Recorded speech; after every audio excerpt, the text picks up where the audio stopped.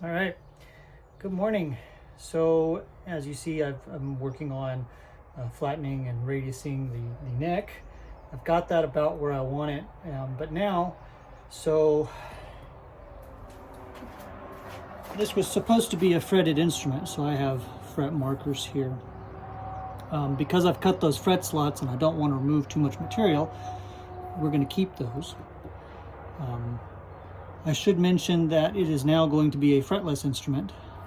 That's choice of the person that this is going to, which is great, not a problem. So what I'm going to do is I'm just going to remark those lines with the saw just a little bit so that they're all even. So you can see on a couple of these where now my mark doesn't go all the way to the end, and they're uneven from one to the next. So I'm going to even those out, even down here. I still have my lines, which is important because that tells me where the frets would have been. And what we're going to do is I'm going to take some material that I used from the top of the instrument and some sandpaper, and I'm going to make a resin wood mix that matches the color of the top, and I'm going to use that to mark the frets with. And that will allow that a fretless player now still has a reference point for their fingers in order to continue playing the instrument. Now some fretless players don't need that, but some do. This will make this easy.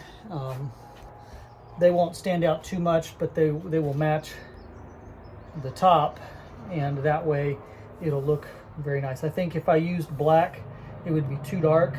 I think a light color would not mesh well with the color of the fretboard. This is kind of a lighter medium color wood here, this Ciso rosewood.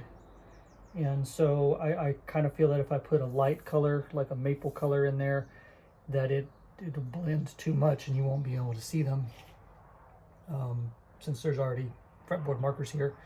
So I'm going to go with a resin using the wood, sanded wood from the top, and that will give me a red color that I think that will match here, and I think will contrast nicely with the wood up here. It's either that or I work with the Padauk and I make a very red one, but I don't really want to do that. I think that the color from the rosewood, the Cocobolo rosewood, will look much nicer. So that's where we are at that this morning.